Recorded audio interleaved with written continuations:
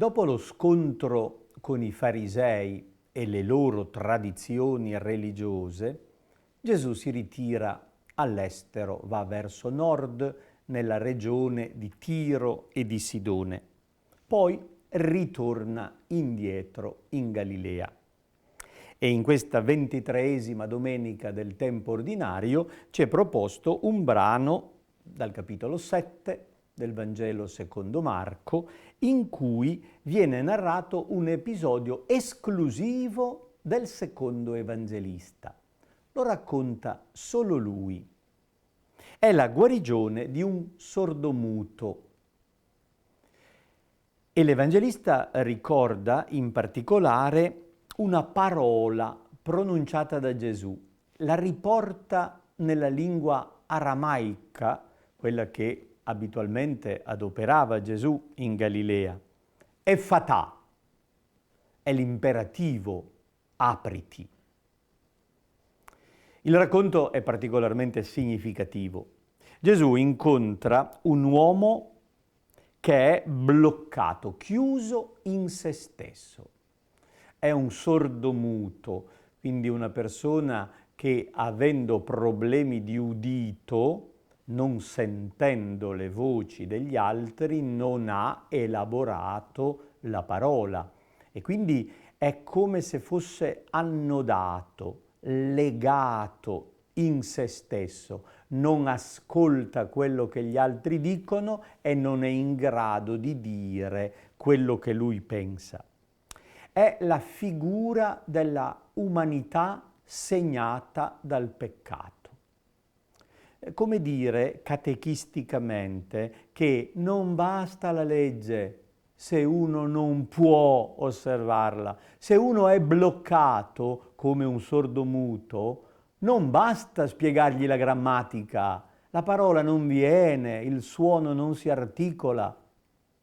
La vita di grazia non è possibile se non c'è il Signore che scioglie e dà all'inizio una capacità di vita nuova. Gesù apre nuove possibilità, apre il cuore, apre la testa, libera l'uomo, lo porta fuori dal proprio carcere interiore. Gli si aprirono gli orecchi e si sciolse il nodo della sua lingua e parlava correttamente. Marco scrive questo racconto per la comunità cristiana di Roma. In particolare l'Evangelista ha a cuore la formazione dei catecumeni, cioè di quelli che si stavano preparando al battesimo. Tant'è vero che nella liturgia romana il rito dell'effatà è entrato nella celebrazione del battesimo ed è un elemento importante della nostra liturgia. Nel momento in cui battezziamo una persona, il celebrante gli dice: il Signore Gesù, che fece udire i sordi e parlare i muti, ti conceda di ascoltare la sua parola e di professare la tua fede. Adesso, nel momento del battesimo di questa persona, avviene un intervento terapeutico di Gesù. La grazia cura, scioglie il nodo, apre le orecchie, abilita all'ascolto e alla professione di fede. È un miracolo significativo, dice in qualche modo l'opera compiuta dal Messia. La prima lettura ci propone proprio questa chiave interpretativa. Il breve brano è tratto dal capitolo 35 di Isaia. Sappiamo che il rotolo di Isaia è un testo molto ampio e complesso. Si organizza in almeno 3 grandi parti, primo, secondo e terzo Isaia. Questo capitolo fa parte del cosiddetto primo Isaia, ma in questa prima raccolta c'è molto materiale disparato. ci sono 2 serie di oracoli di tipo apocalittico.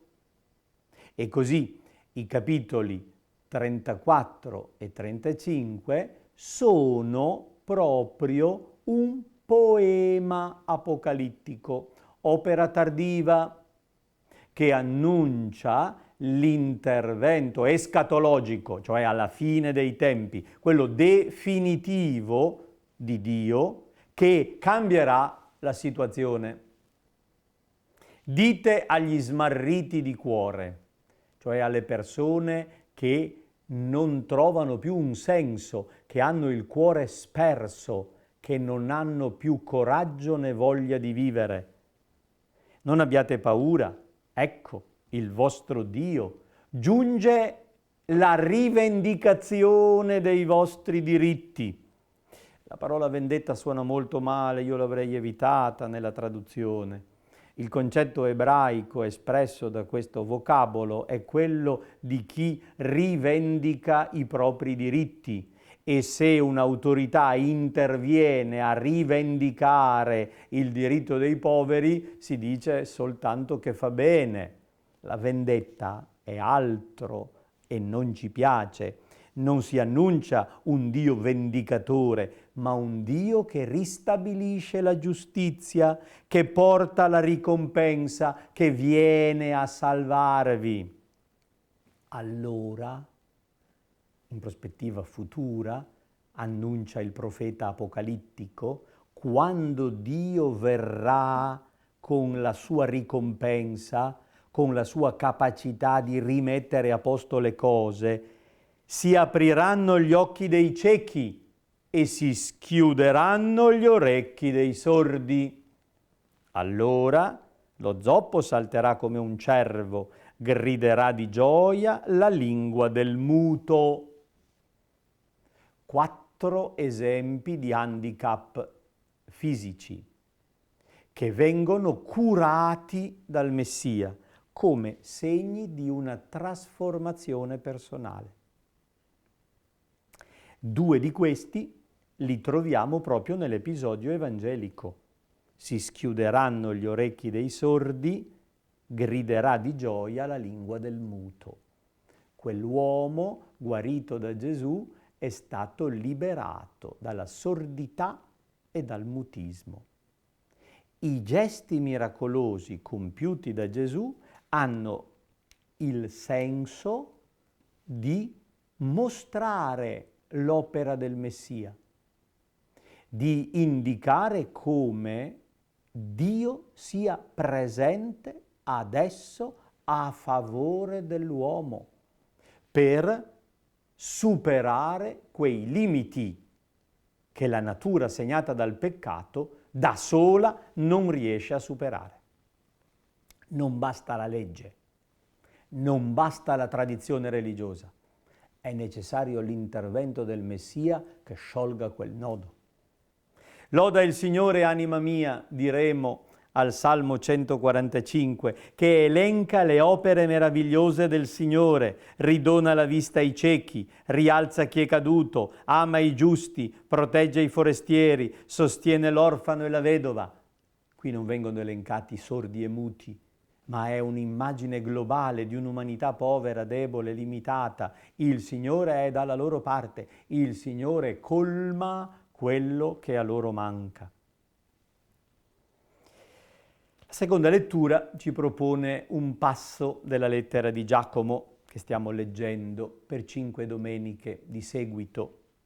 È un testo antologico di brani, soprattutto morali, e così quello proposto in questa domenica ci fa un esempio concreto di discriminazione fra un ricco e un povero all'interno dell'assemblea liturgica. Rischiamo, dice Giacomo, di trattare meglio i ricchi, proprio perché sono ricchi e potenti, e speriamo di ottenerne dei vantaggi, mentre un povero lo accettiamo malamente o lo emarginiamo. Questo è un atteggiamento scorretto.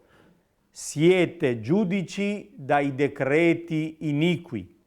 Non fate favoritismi nella vostra fede.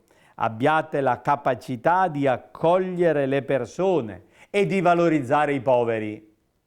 Sono i ricchi quelli che vi trattano male e vi danno dei problemi e voi cercate di sfruttarli. Siate invece piuttosto persone capaci di valorizzare i poveri.